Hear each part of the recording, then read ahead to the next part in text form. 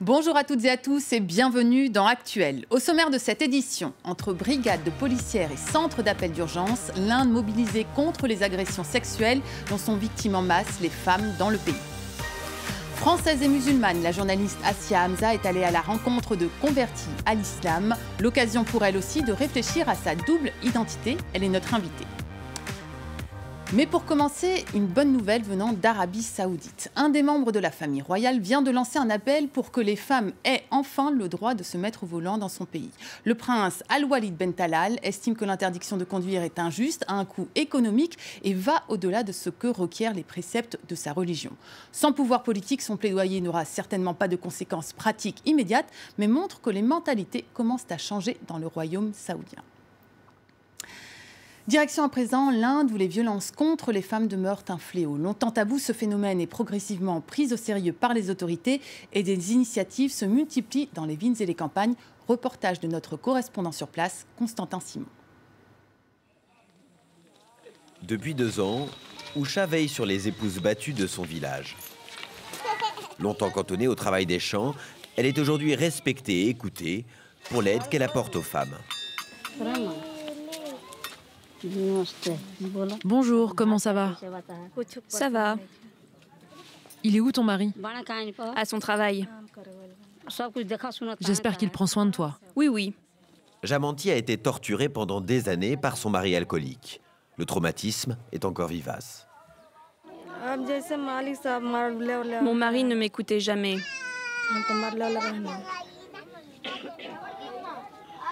Si quelqu'un disait quelque chose sur moi, un ragot ou un simple commentaire, il ne cherchait pas la vérité et me battait comme un fou.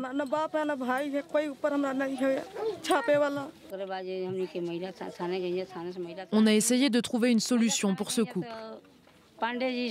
Et on les a convoqués au commissariat. Ils se sont assis, ils ont discuté et on les a poussés à trouver un accord. Depuis 2014, ce précieux réseau d'informatrices a permis de venir en aide à près de 2000 femmes, dans le seul état indien de l'Uttar Pradesh, où le nombre de crimes commis contre les femmes est le plus élevé du pays. Ici, tous les policiers sont des femmes et les affaires traitées ne concernent que des femmes. Une aide, car les hommes représentent 94% des effectifs de la police et bien souvent, dans les affaires de violence conjugale, ils rechignent à agir par machisme ou indifférence.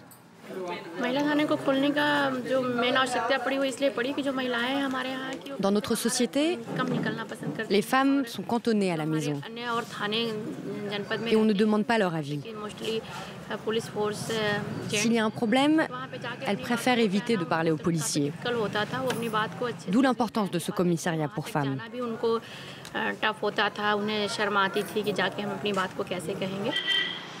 Dans les villes indiennes, les femmes ne sont pas plus protégées. À New Delhi, le nombre de harcèlements a doublé en 1 an. Une réalité quotidienne pour Aditi, une étudiante de 21 ans qui prend le bus tous les jours. Dans les bus, il y a tellement plus d'hommes que de femmes. Donc on ne se sent pas à l'aise. Les hommes en profitent pour vous frôler, vous toucher parfois. Ils disent que c'est par erreur. Mais j'ai l'impression qu'ils ont tous un problème hormonal. La commission des femmes a mis en place un centre d'appel d'urgence. Ici, le téléphone n'arrête pas de sonner. Environ 2000 appels par jour, 2000 femmes en détresse. Bonjour, bienvenue au 181, la ligne d'aide aux femmes. Je vous écoute. Cette ligne d'appel fonctionne 24 heures sur 24, 7 jours sur 7. On reçoit des appels même à 2 heures du matin. Les victimes savent que si la police et les ambulances ne sont pas disponibles, au moins, nous sommes là. Difficile de comptabiliser les cas de violence car la plupart ne débouchent pas sur une plainte. Si les chiffres révèlent une hausse dramatique, c'est donc aussi parce que chaque jour, plus d'Indiennes acceptent de témoigner. Aussi loin que je puisse me souvenir, j'ai toujours cherché à savoir qui j'étais. Ainsi commence l'essai de notre invitée Asia Hamza qui vient de publier Française et musulmane chez Le Mieux éditeur. Merci beaucoup d'être avec nous. Alors c'est dans ce livre, vous allez à la rencontre de convertis à l'islam, mais c'est aussi un livre sur vous, sur votre quête d'identité. Française et musulmane, est-ce que c'est vraiment difficile à vivre ? Personnellement, non. mais quand on regarde aujourd'hui la perception qu'en France on a de la religion musulmane, ça peut être compliqué au quotidien. C'est une double identité, une double culture, mais c'est pas forcément bien vu, bien vécu, surtout depuis qu'il y a eu tous les attentats. L'islam est perçu d'une manière très très négative, c'est perçu comme une religion très violente. Souvent on accole les qualificatifs de religion violente, terroriste, barbare, etc. Donc je pense qu'aujourd'hui c'est plus compliqué, pas juste pour moi, mais pour l'ensemble des musulmans de France, d'avoir cette double identité. Et particulièrement pour les femmes ou pour les filles ? Pour les femmes, je ne sais pas si c'est plus dur pour les femmes que pour les hommes. Les hommes, je pense qu'on a plus tendance à les qualifier de terroristes présumés. Pour les femmes, je pense que c'est plus l'apparence qui va être compliquée. Par exemple, je pense à toutes les femmes qui sont voilées et qui ont eu à subir des violences verbales, des agressions, parce que quand on a un voile, on est soupçonné aussi d'être du mauvais côté de la barrière. Alors justement, à propos de voile, vous avez quand même une position, enfin vous écrivez dans votre livre, je suis loin d'être féministe, mais je trouve insupportable que des jeunes filles de banlieue puissent se voiler en 2016 pour qu'on les laisse tranquilles. C'est quoi votre position sur le voile à vous ? Je pense qu'à partir du moment où il est choisi, en pleine conscience, ça doit être respecté. Ensuite, je pense aussi qu'on doit mettre un voile qui corresponde aussi à la société française, c'est-à-dire un voile qui ne soit pas très visible, pas un niqab, pas un djilbab, pas les grands voiles. Un petit foulard, personnellement, moi, ça ne me dérange plus. Avant, ça me dérangeait, mais maintenant, je pense que ça fait partie du paysage français. En banlieue, ce qui me pose souci, c'est quand on voit des témoignages de jeunes filles qui disent que pour qu'on les laisse tranquilles, pour que les garçons les respectent, elles sont obligées de se voiler, à savoir qu'on les traite pas de filles de petite vertu. Elles sont obligées effectivement de se voiler parce que ça leur garantit la paix. Pour montrer qu'elles ont une bonne conduite, ou en tout cas donner le signe qu'elles ont une bonne conduite.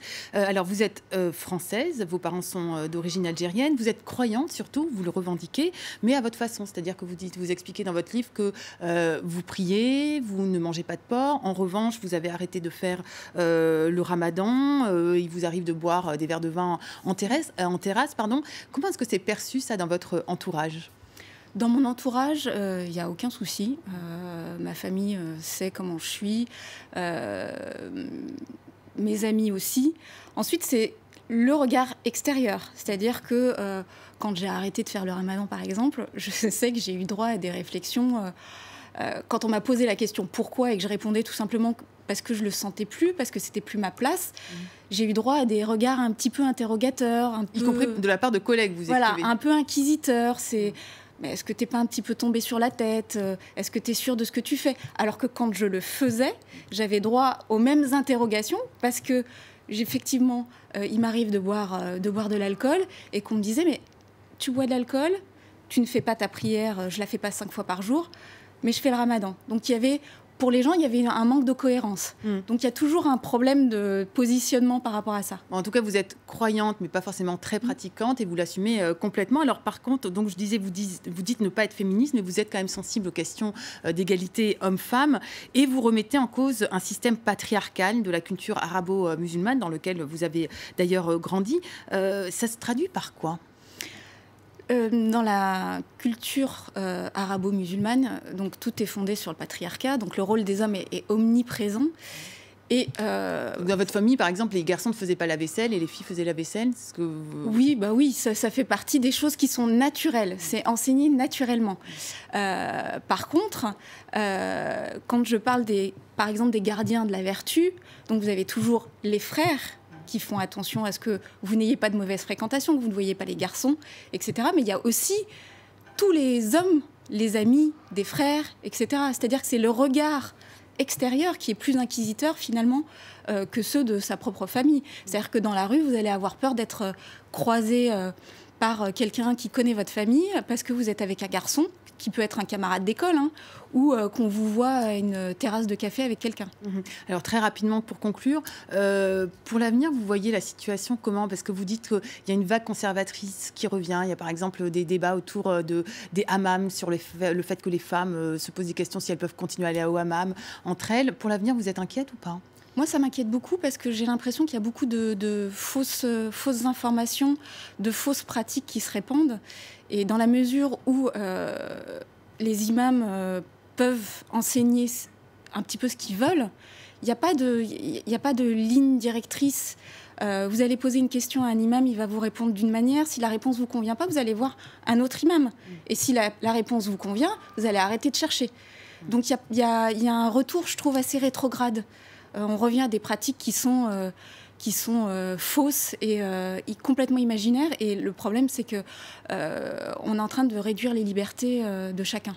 Voilà, ce sera le mot de la fin, une conclusion un peu pessimiste. Je rappelle en tout cas le titre de votre ouvrage, Française et musulmane à la rencontre des convertis, puisque c'est aussi une des grandes parties de votre livre aux éditions Le Mieux. Merci beaucoup Assia Hamza d'avoir été avec nous.